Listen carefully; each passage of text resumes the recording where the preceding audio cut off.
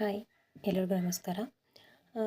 ಇದೆಲ್ಲ 90ಸಲ್ಲಿ ಯಾರು ಹುಟ್ಟಿದಾರಲ್ಲ ಅವ್ರಿಗೆಲ್ಲ ಇದು ಗೊತ್ತಿರ್ತದೆ ಅಫ್ಕೋರ್ಸ್. ಏನಂತಂದರೆ ಈಗ ಎಲ್ಲ ನಸುಗಾಯಿತು ಅಂತಂದ್ರೆ ಓದಬೇಕಂತ ಅಲಾರಾಮನ್ನು ಇಟ್ಕೊತಾ ಇದ್ವಿ ನಾವು 10th PUC ಎಕ್ಸಾಮ್ಸ್ಗೆಲ್ಲ.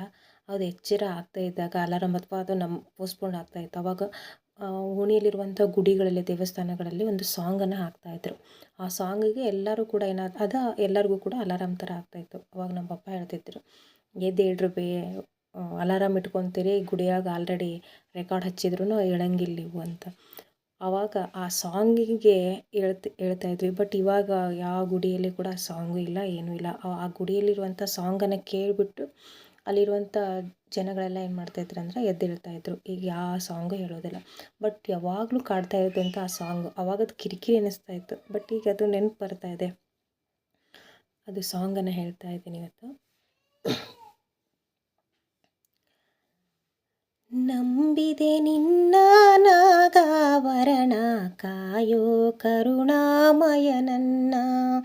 ನಂಬಿದೆ ನಿನ್ನ ನಾಗಾಭರಣ ಕಾಯೋ ಕರುಣಾಮಯ ನನ್ನ. ನಿನ್ನೀ ನಾಮವು ಒಂದೇ ನೀಗಿಸಬಲ್ಲದು ಬಾಧೆ. ತನುಮನ ಜೀವನ ಪಾವನವಯ್ಯ ಶಂಭೋ ಎನ್ನಲು ಇಲ್ಲ ಭಯ. ತನುಮನ ಜೀವನ ಪಾವನವಯ್ಯ ಶಂಭೋ ಎನ್ನಲು ಇಲ್ಲ ಭಯ. ನಂಬಿದೆ ನಿನ್ನ ನಾಗಾಭರಣ ಕಾಯೋ ಕರುಣಾಮಯ ನನ್ನ. ಬಾಡದ ಹೂವಿನ ಮಾಲೆ ಬಾಗಿತು ಪಾದದ ಮೇಲೆ. ಬಾಡದ ಹೂವಿನ ಮಾಲೆ ಬಾಗಿತು ಪಾದದ ಮೇಲೆ. ಪ್ರೇಮಮಯ ನಿನಗೆ ಜಯ, ಪ್ರೇಮಮಯ ನಿನಗೆ ಜಯ. ನನ್ನ ಜೀವನ ನಿನ್ನಲಿ ತನ್ಮಯ, ಬಾಳಿನ ಹಾದಿಯ ಬೆಳಗಯ್ಯ.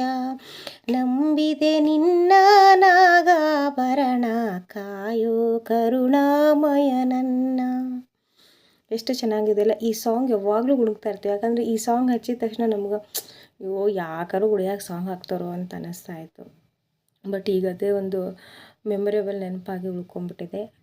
ಐ ಥಿಂಕ್ ಯಾರಿಗಾದರೂ ಈ ಸಾಂಗ್ ಗುಡಿ ಅಕ್ಕಪಕ್ಕದಲ್ಲಿ ಮನೆ ಇದ್ದವ್ರಿಗೆ ಈ ಸಾಂಗ್ ಎಲ್ಲರಿಗೂ ಕೂಡ ನೆನಪಿರ್ತದೆ. ಒಂದೇ ಊರಂತಲ್ಲ, ಎಲ್ಲ ಊರಲ್ಲಿ ಕೂಡ ಈ ಸಾಂಗ್ ಏನಾಗಿರುತ್ತೆ ಗುಡಿಯಲ್ಲಿ ಹಾಕ್ತಾನೆ ಇರ್ತಿದ್ರು. ಐ ಥಿಂಕ್ ನಿಮ್ಗೆ ಇಷ್ಟ ಆಗಿದೆ ಅಂದ್ಕೊಂಡಿದ್ದೀನಿ. Thank you. ಯಾರಾದರೂ ನಮ್ಮ ಚಾನಲನ್ನು ಸಬ್ಸ್ಕ್ರೈಬ್ ಮಾಡಿಲ್ಲ ಅಂದರೆ ಪ್ಲೀಸ್ ಸಬ್ಸ್ಕ್ರೈಬ್ ಮಾಡಿ ಆ್ಯಂಡ್ ಸಪೋರ್ಟ್ ಮಾಡಿ. Thank you.